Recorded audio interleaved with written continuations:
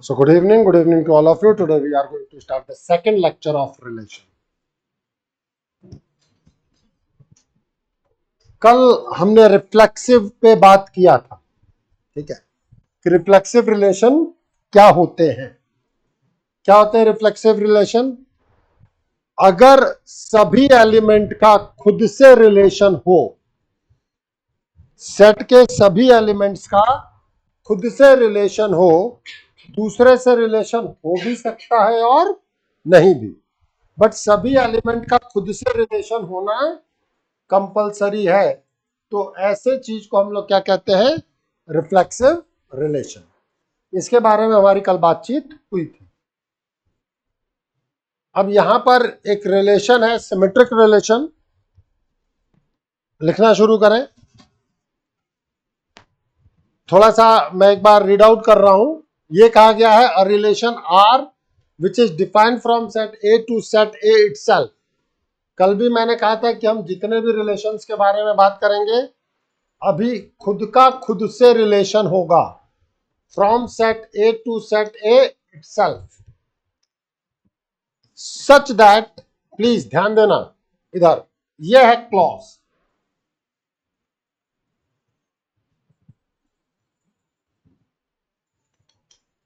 if A is related with B, then B is related with A।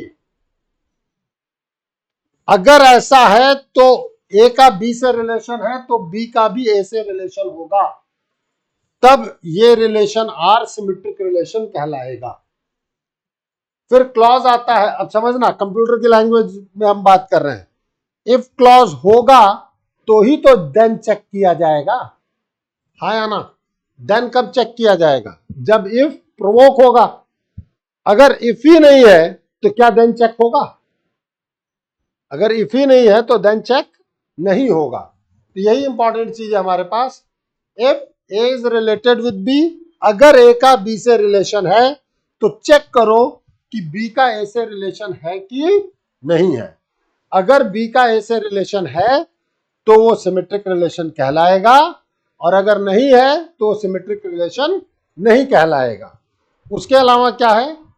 If A is related with B is not given, अगर A का B से relation ही नहीं दिया गया है, मतलब इफ क्लॉज नहीं प्रोवोक हुआ, अगर इफ क्लॉज ही आगे नहीं आया तो देन की चेकिंग नहीं होगी, वो ऑटोमेटिकली कंसीडर कर लिया जाएगा कि वो सिमेट्रिक रिलेशन है। अपन इसमें बहस नहीं करेंगे। इस चीज को कंप्यूटर लैंग्वेज से समझने की कोशिश करना है कि अगर इफ क्लॉज नहीं आया तो देन चेक नहीं होगा, ऑटोमेटिकली प्रोग्राम आगे बढ़ जाएगा, और उस प्रोग्राम में यह है कि उसको सिमेट्रिक मान लिया जाता है। डन? अब नोट करें।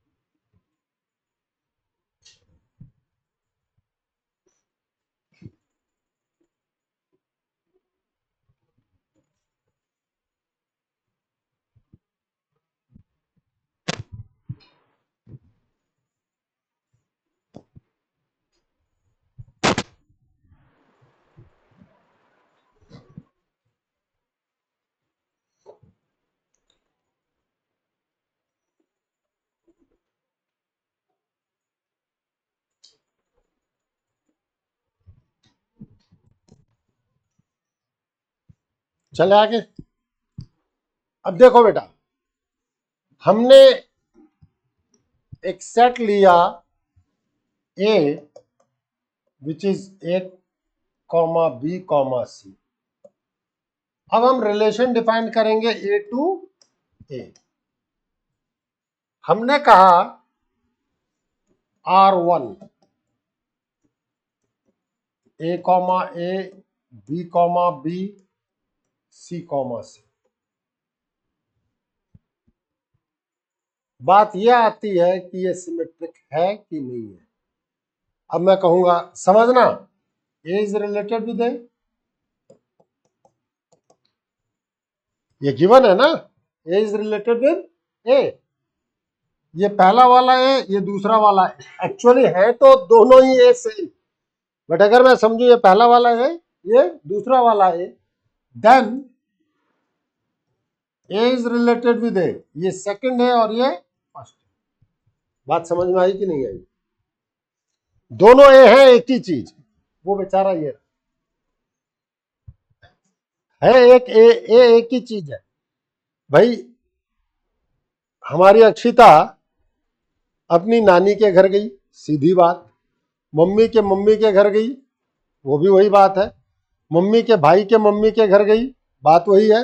कहने के तरीके और देखने के तरीके में अंतर है। बेसिकली अपने नानी के घर गई है, तो हमारे देखने का तरीका समझना। If A is related with A, B और ए सेम कर दिए, then A is related with A. Given है ना? बात समझ में आई कि नहीं आई? इसी तरीके से B is related with B, then B is related with B. Set में एक ही बार लिखते हैं ना अपन। C is related with C, then C is related with C. ये सिमेट्रिक रिलेशन हुआ कि नहीं हुआ बताओ?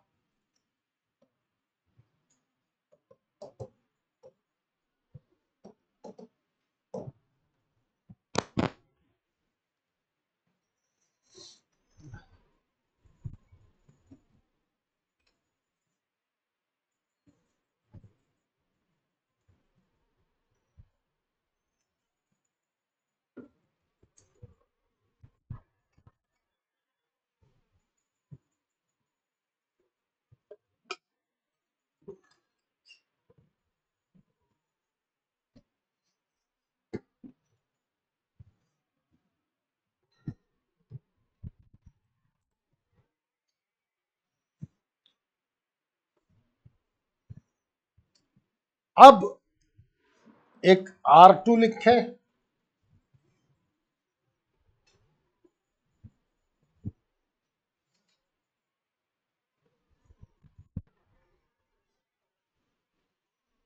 ए कॉमा ए सी कॉमा सी। बताओ सिमेट्रिक है कि नहीं है? है भाई। इसमें ये तो कहा ही नहीं है ना कि सबका सबके साथ होना चाहिए। इसमें तो ये है कि ए का ए से रिलेशन है और सी का सी के, ए का ए से, फिर ए का ए से, सी का सी के। डन।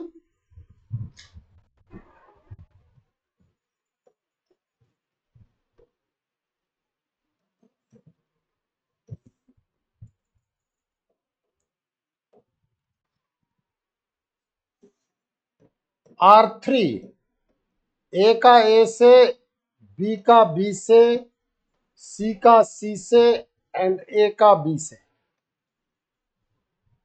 रिफ्लेक्सिव तो है, सिमेट्रिक है कि नहीं है? नहीं है। क्यों नहीं है?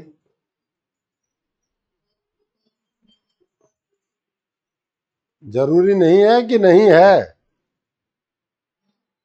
नहीं है भाई, ए का बी से देता ना, पर मैं भाई देखो इन तीनों को आपस में दिक्कत नहीं है, बट ए का बी से दिया गया है, then you have to check. But B is not related with A का बी से रिलेशन नहीं है, that's why this is not symmetric.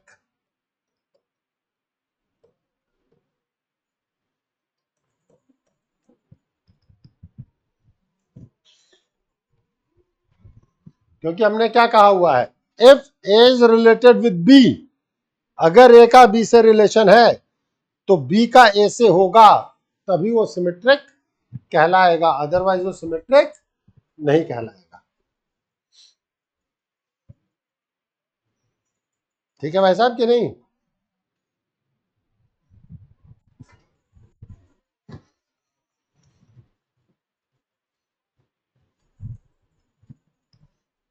अब R4 लो,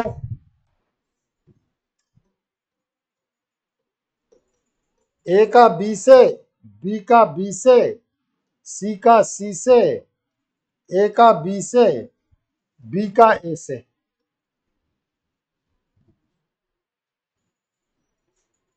बताओ सिमेट्रिक है कि नहीं है?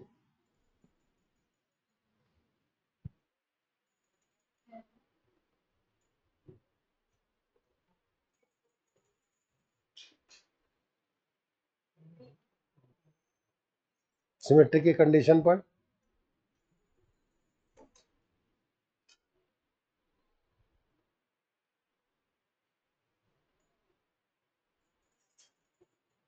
है कि नहीं है? नहीं है भाई, ए का बी से दिया गया है तो बी का ए से भी दिया गया है। नहीं, दूसरा डायरेक्शन भी देखना चाहिए। बी का ए से है तो ए का बी से भी है। एक ही क्यों देखेंगे? ए बी नहीं थोड़ी कर रखा, बी का ए से भी तो है। हाँ या ना? बी का ए से रिलेशन है, ए और बी एलिमेंट को रिप्रेजेंट कर रहे हैं। ठीक है, boy is related with boy, तो Arinj is related with Anuj, तो Anuj is also related with Arinj, Arinj is related with Saransh, Saransh is related with Archit. Boy एक सिंबल है, ठीक है, एलिमेंट कुछ भी हो सकते हैं। A is related with B, तो बी का ए से रिलेशन गिवन है, और यहां पे बी का ए से रिलेशन है, ए का बी से चेक करेंगे वो है कि नहीं है। So this is symmetric.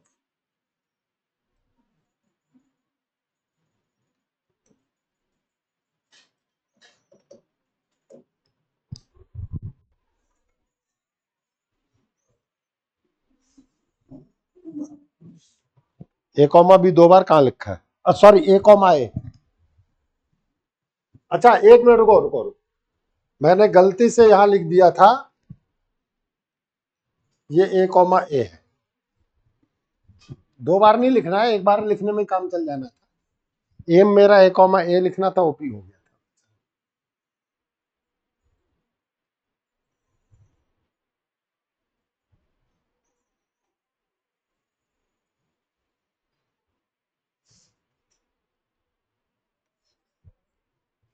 कोई दिक्कत?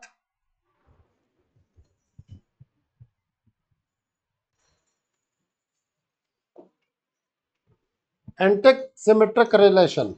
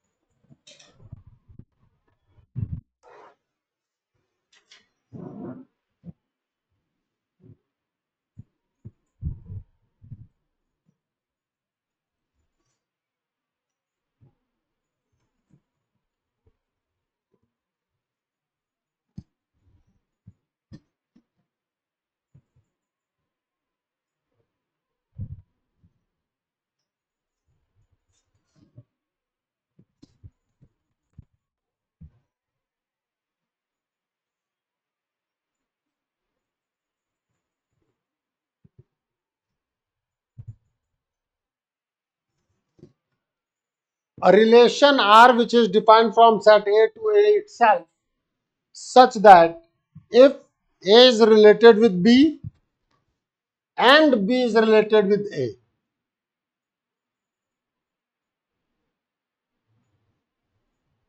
यहां पे इफ क्लॉज ये है एक तरीके से, ये सेकंड क्लॉज आया, देन क्लॉज मान लो। प्लीज ध्यान देने की कोशिश करना। लिख लिया सबने? हम क्या कहना चाहते हैं,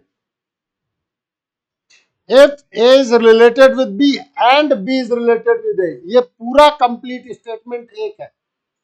अगर इन दोनों का आपस में रिलेशन है, ये तभी पॉसिबल हो जब ए और बी आपस में बराबर हो।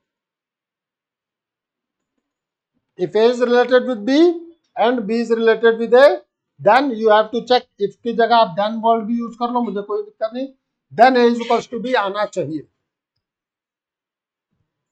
क्या कहा, ये इफ क्लॉज, ये देन, कि अगर ये हो रहा है तो ये होना चाहिए, तब वो आपका रिलेशन एंटीसिमेट्रिक रिलेशन कहलाएगा। फिर वही बात आकर के रुकी, अगर इफ क्लॉज ही प्रोवोक नहीं हुआ तो क्या आप देन चेक करोगे? अगर इफ क्लॉज ही प्रोवोक नहीं हुआ तो देन चेक नहीं होगा। Means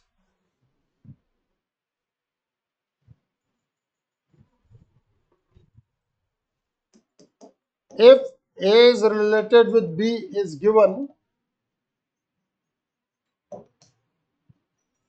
but B is not related with A, then relation is said to be antisymmetric.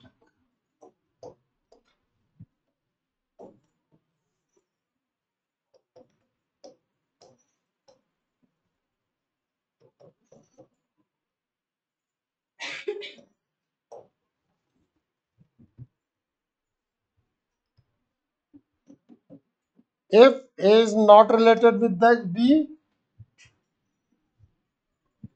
आगे कुछ भी नहीं दिया गया है, then relation is said to be antisymmetric. अभी मैं बात कर रहा हूं, सब कुछ समझ में आएगा।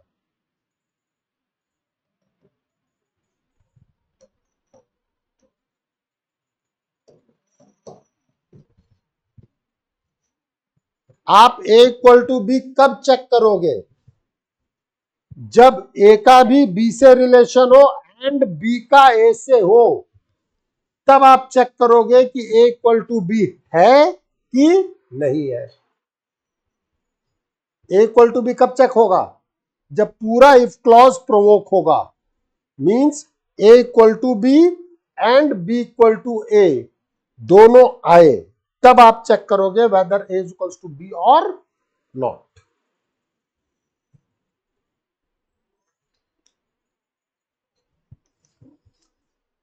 लिख लो, अभी एग्जाम्पल से समझाऊंगा, सब समझ में आएगा।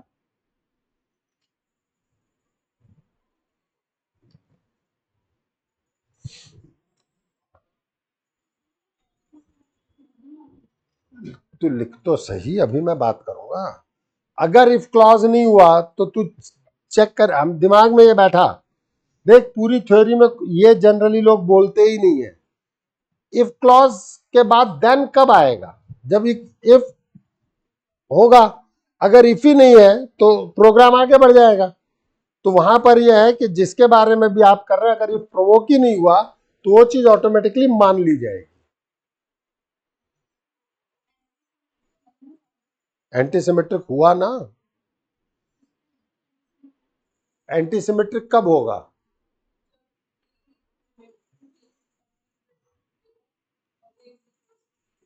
अगर इफ ही नहीं आया, दिमाग में एक ही चीज बैठाने के लिए कह रहा हूं, अगर इफ प्रोवोक नहीं हुआ तो वो ऑटोमेटिकली माना जाएगा। पूरी लड़ाई यहां है हमारी। अभी ट्रांजिटिव पे भी होगा। ये कंफ्यूजन आपको ही नहीं, मोर देन 90% को आता है, बोलते 2-3% है। एक चीज थंब रूल बैठाओ दिमाग में, इफ क्लॉज हुआ तो कंडीशन चेक होगी, अदरवाइज वो मान लिया जाएगा। डन। इफ क्लॉज हुआ तो कंडीशन चेक होगी, अदरवाइज कंडीशन ही चेक नहीं होगी, वो ऑटोमेटिकली मान लिया जाएगा। डन। कल पढ़े थे कि नहीं पढ़े थे? पक्का ना, डिले मत करना।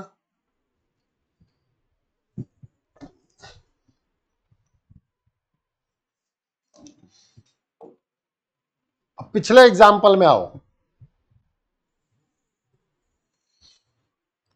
तसल्ली से हम बात करेंगे। और वहां पे अब एग्जाम्पल तो लिख ही रखा है, R1 R2 और ये चीज अपन देखेंगे।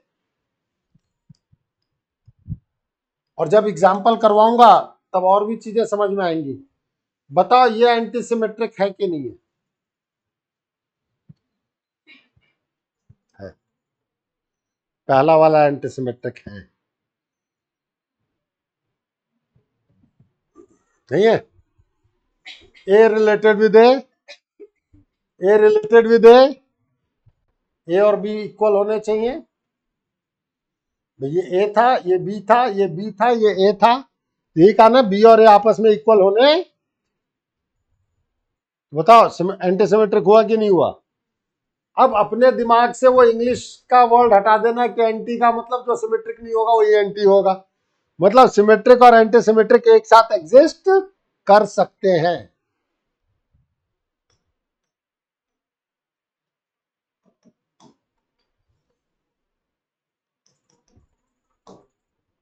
तो आप सिंपली पूरा एग्जांपल मत लिखो, सिंपली लिख लो in above example R1 is antisymmetric. In above example R1 is antisymmetric. बताओ R2 एंटीसिमेट्रिक है कि नहीं है? है।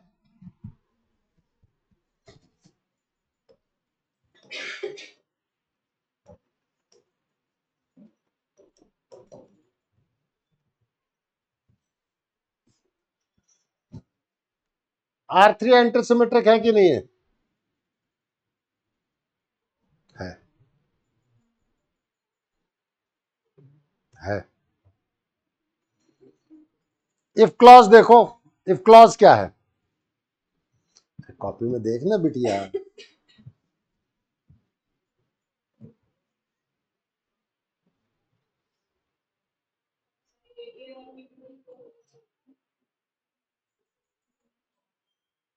आगे भी कुछ लिखा रखा है।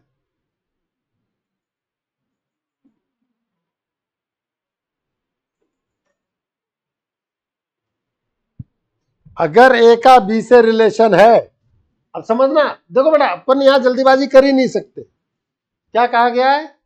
इफ इफ क्लॉज ए पूरा है,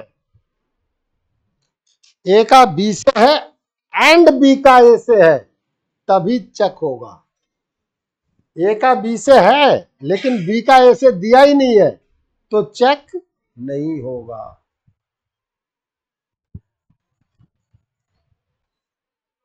पक्का? सोच ले।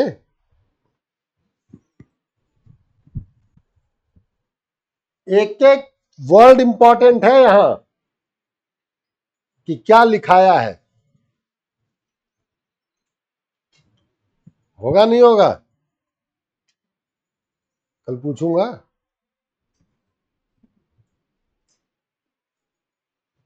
So your R3 is also anti-Semitic.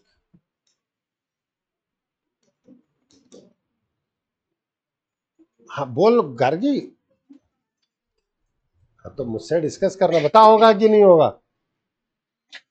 नहीं है। क्यों?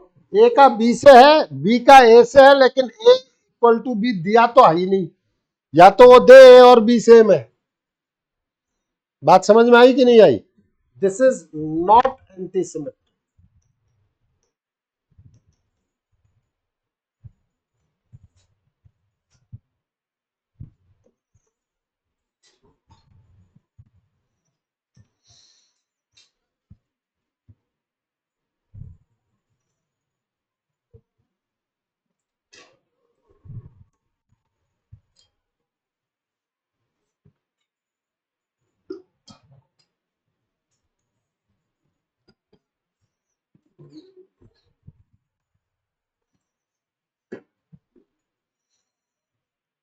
चले फिर आगे। अब एक बेचारा है ट्रांजिटिव।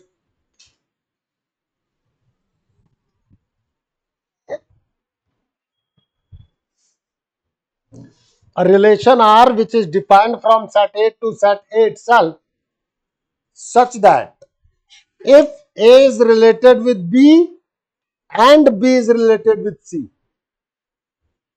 A का B से रिलेशन है एंड B का C से रिलेशन है, देन क्लॉज है A और C का आपस में रिलेशन होना चाहिए।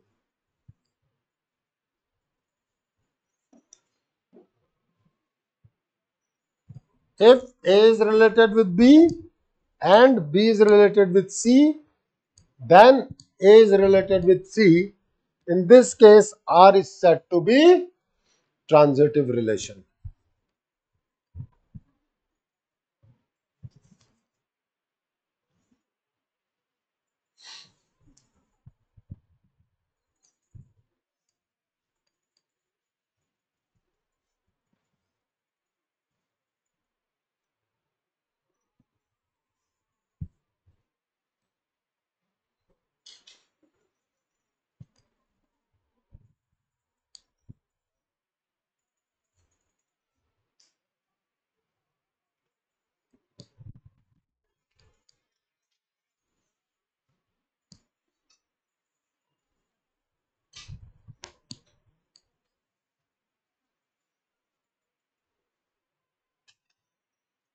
चले आगे।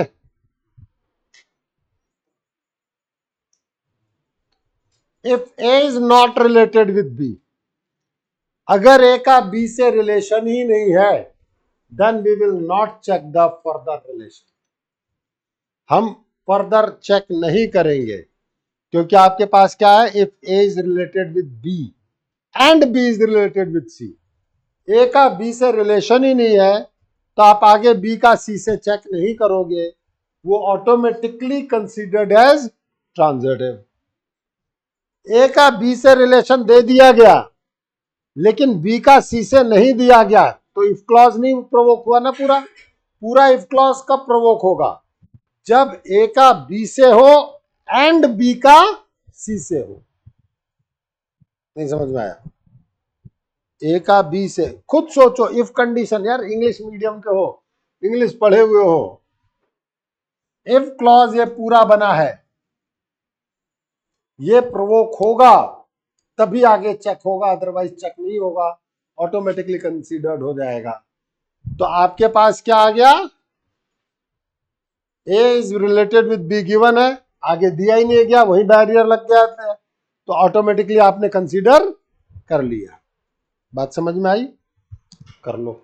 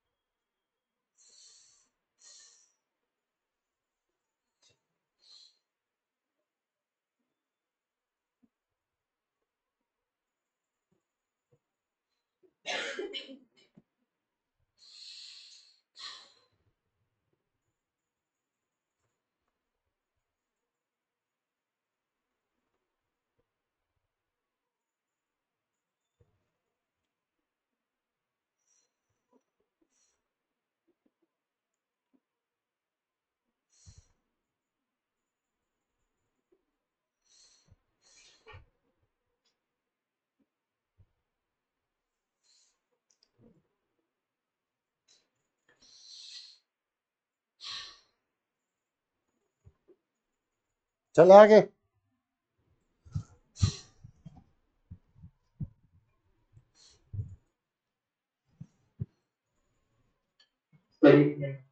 हाँ लिख लो।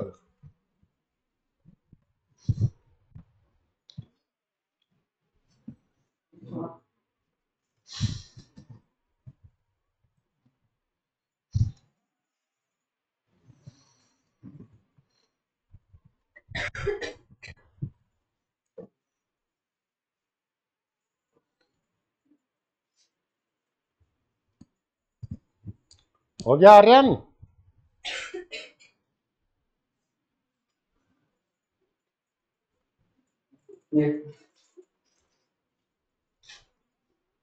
अब हम वापस से वही एग्जाम्पल लिखने जा रहे हैं सारे के सारे।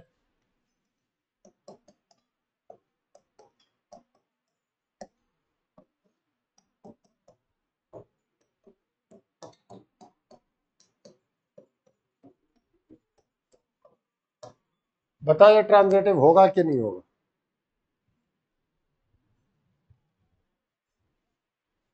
ट्रांजिटिव में आप बेसिकली क्या देखना चाहते हो? A related with B and B related with C, इन दो आउटर का रिलेशन है कि नहीं है, यही तो देखना चाह रहे हो।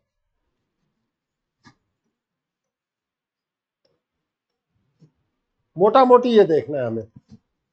तो अब बात आप करो यहां, होगा कि नहीं होगा? हो सकता है कि होगा, होगा। देखो ना, A related with A and A related with ए,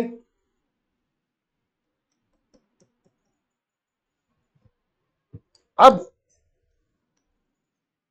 भाई इन तीनों का एक ही तो है, ए कॉमा ए, जो इसमें मौजूद है। Similarly B related with B and B related with B, then B related with B. तीनों का जो आप कार्टेशियन प्रोडक्ट बनाओगे वो तो ए कॉमा ए ही लिखोगे ना, वो तो ऑलरेडी है।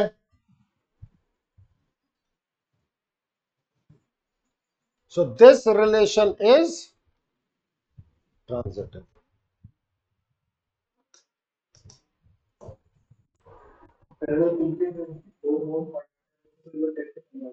क्या?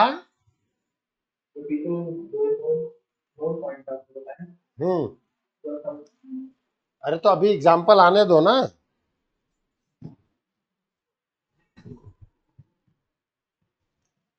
अब बात करते हैं R2 पे।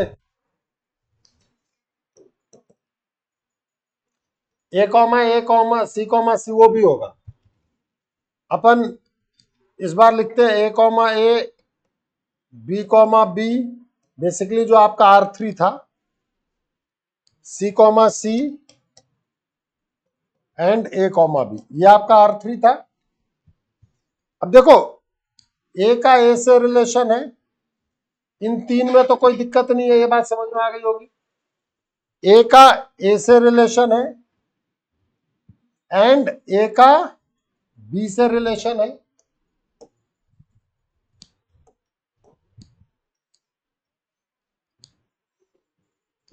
ये वाला और ये वाला पकड़ा, ए का ए से रिलेशन एंड बी का बी से रिलेशन। बताओ आउटर के दोनों का रिलेशन है कि नहीं है? नहीं है।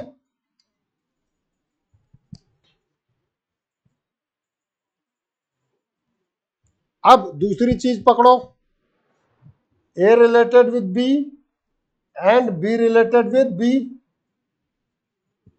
भाई इससे आगे नहीं बढ़ पाओगे, इससे हो गया, ये भी तो है बेचारा, A related with B and B related with B, बीच के दोनों सेम होने चाहिए। उसके बाद आउटर के दोनों का रिलेशन पकड़ूंगा मैं, आउटर के दोनों का means A related with,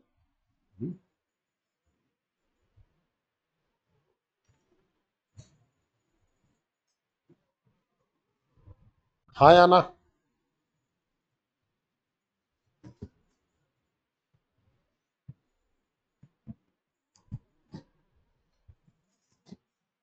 So this is also transitive.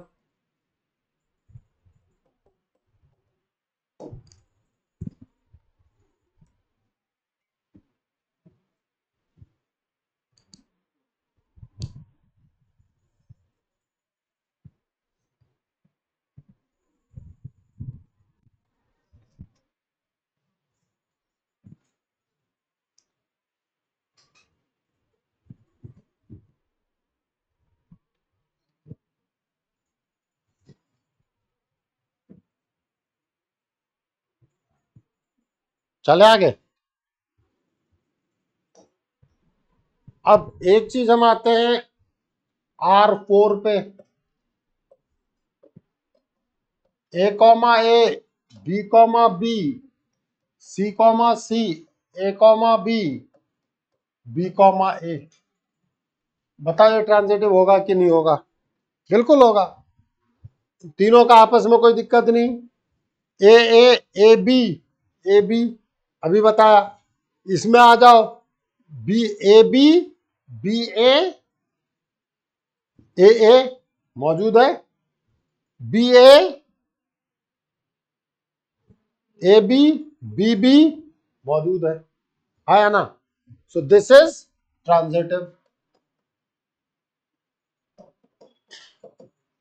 देखो, अब तुम इससे कंपेयर करोगे तब समझोगे। B C C, A B A, this is not transitive.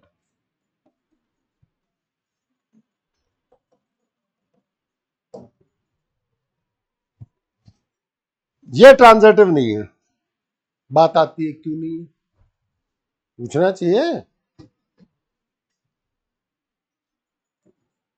A related with B and B related with A, क्या इन दोनों का आपस में रिलेशन है? बट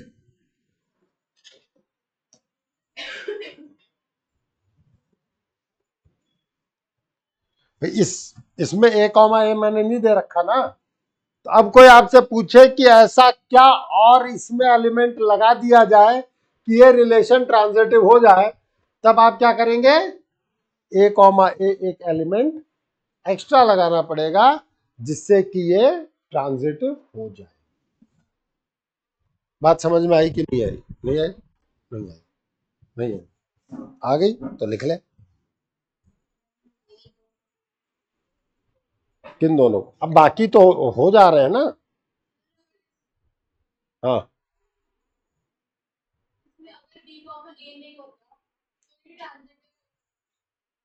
अभी अगले में लिख लेते हैं। अगला एग्जांपल लिख लेते हैं।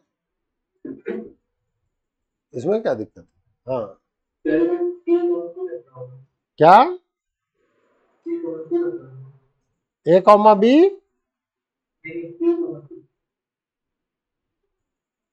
आवाज क्लियर नहीं है।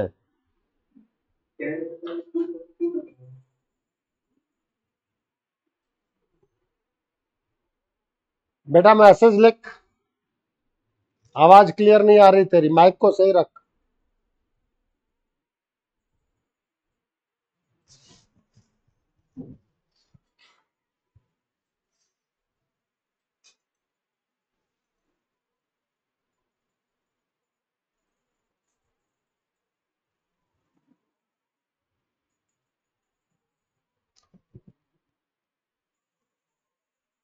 नहीं, सी कॉमा सी अपना खुद का पेयर है भाई। आर्यन देखो, इस जगह अगर मैंने आपको ए कॉमा ए का बता दिया, इसका मतलब automatically B comma B, automatically C comma C. समझ में आ रही है बात? अब जैसे उसी चीज को अब मैं यहां कह दूं, लो भाई C related with C and C related with C, then C related with C. चाहे आप ए कॉमा ए के लिए एक के लिए समझाओ, चाहे बी कॉमा बी के लिए समझाओ। अब ये हमारे ऊपर है कि हम क्या चीज कैसे मैनेज करते हैं। ठीक है।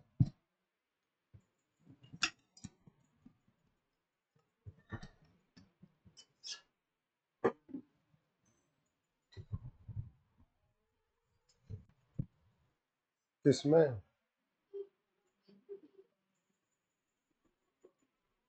तो करना रिलेट कैसे करेगा बता।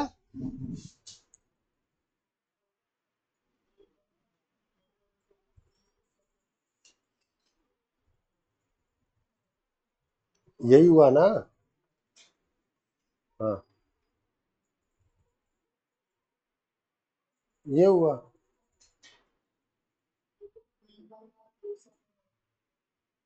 अरे बी तो एक ही एलिमेंट है ना जिसको तुम सेकंड पोजीशन पे समझ रहे थे। है तो एक ही ना। ये अरेंज दादा के यहाँ भी वही है और नानी के यहाँ भी वही है तो अरेंज ही ना। ये थोड़ी है कि दादा के यहाँ वाला अरेंज अलग है और नानी के यहाँ वाला अरेंज अलग है। तो जब मैंने सेट ए ले लिया ए कॉमा बी कॉमा सी, तो ए तो एक ही है ना बेचारा, उसको अपन दो जगह कंसीडर कर रहे हैं। समझ में आई ना आई? पक्का? चले आगे, परमिशन है। चलो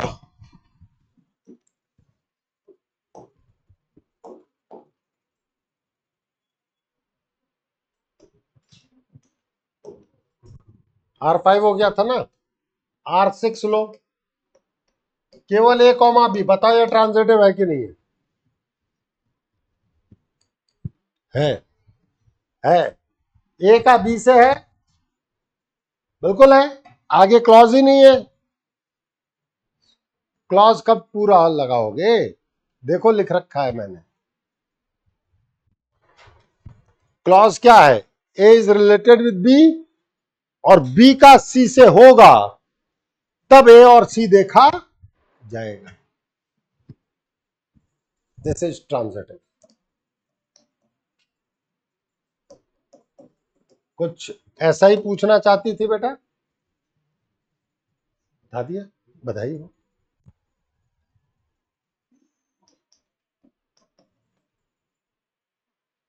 हमने ए कॉमा बी को ही क्यों कर रखा है भाई? हम तो सी कॉमा बी भी करेंगे। ए कॉमा ए में तो दिक्कत है ही नहीं। सी कॉमा बी, अब बी का सी से रिलेशन है ही नहीं भाई। सी का बी से है, बी का आगे किसी से है ही नहीं, तो इफ कंडीशन वही ब्लॉक, आगे बढ़ जाएगी ऑटोमेटिकली ट्रांजिटिव। यस और no?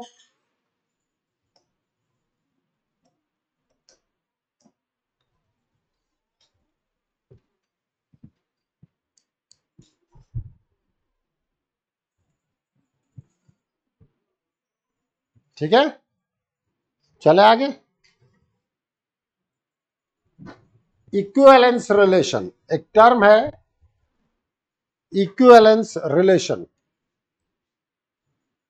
a relation R which is defined from set A to A itself is said to be equivalence relation if it is a reflexive relation, symmetric relation and transitive relation.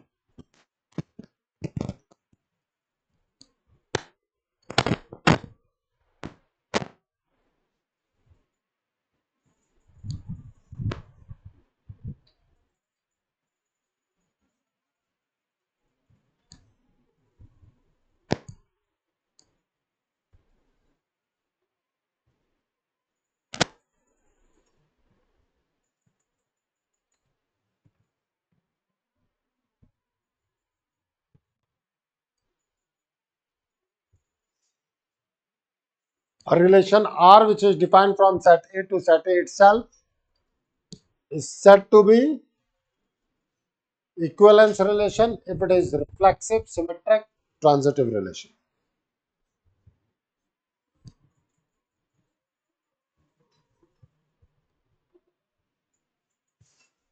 कुछ results हैं, कहां से आए ये आपके लिए important नहीं है, बट क्या आए ये इंपॉर्टेंट है, क्योंकि उससे रिलेटेड डायरेक्ट क्वेश्चन जेई में पूछा जाता है कि कितने क्या हैं।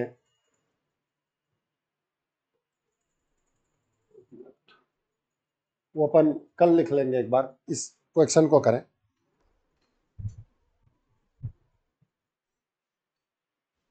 Prove that the relation R defined on the set N.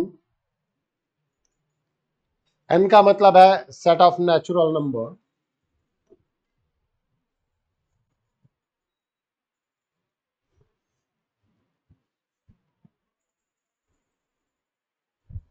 Bye X related with Y. इसका मतलब है इफ एंड ओनली इफ। इसका मतलब होता है इफ एंड ओनली इफ का मतलब वाई से वर्सा, कि अगर एक्स आर से रिलेट करेगा, अगर एक्स वाई से रिलेट करेगा तो एक्स और वाई इस कंडीशन को सेटिस्फाई करेंगे।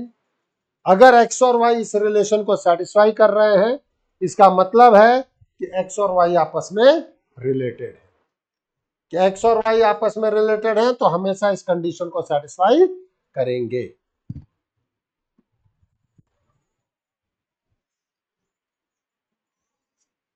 अब तुम न्यूमेरिकल में देखोगे तो हर चीज तुम्हें समझ में आएगी।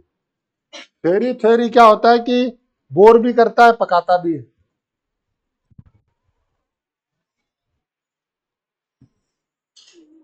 देखें,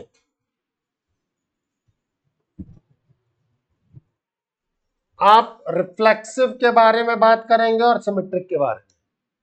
तो देखो बेटा, ये इस तरीके का इक्वेशन है, तो इसको आप सॉल्व कर सकते हो।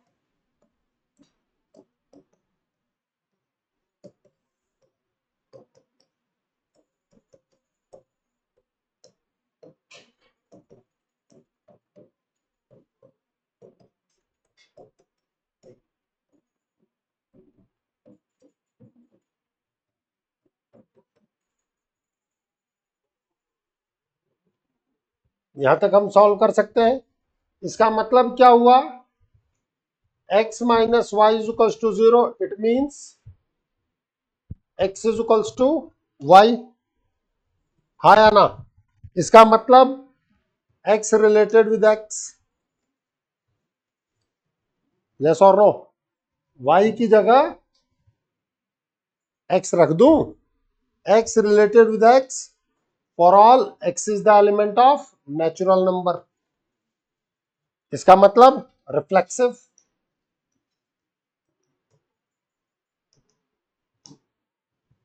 भाई रिफ्लेक्सिव में क्या बताया था, every element is related with itself. बताया था भाई साहब कि नहीं बताया था? नहीं बताया था? पक्की बात, लिख लो।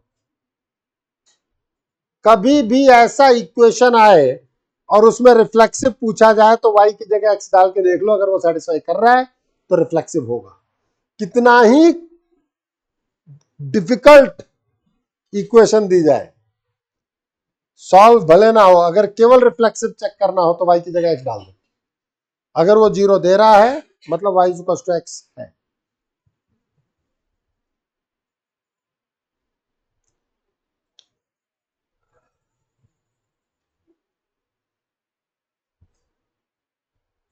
अब बात आते हैं, एक दूसरा भी तो है, 2x minus Y equal to 0।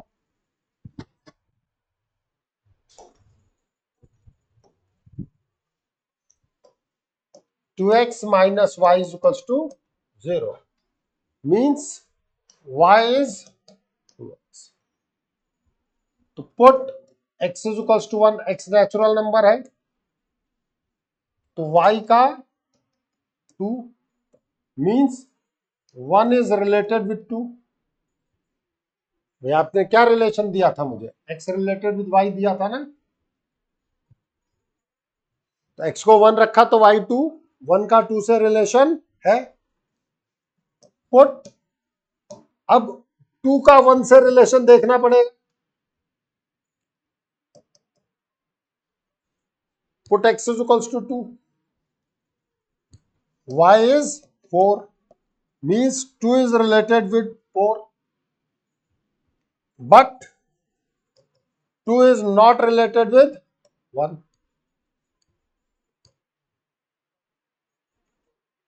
भाई अगर a का b से रिलेशन है तो सिमेट्रिक के लिए क्या बताया था, b का a से होना चाहिए। क्या यहां b का a से है?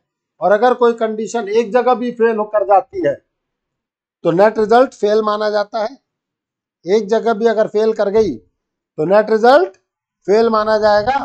Means relation is not symmetric.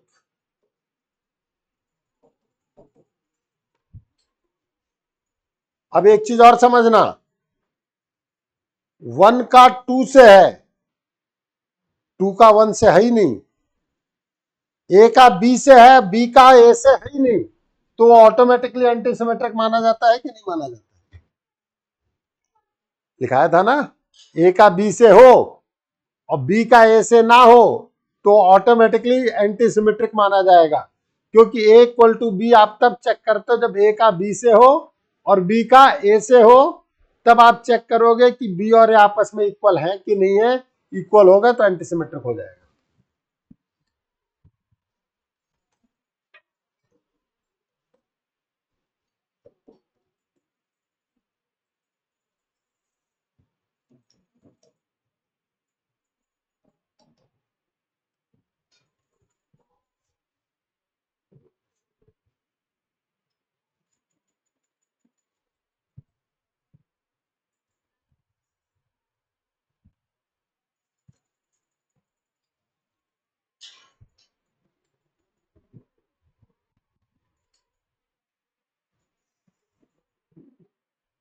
Next class में हमारा पूरा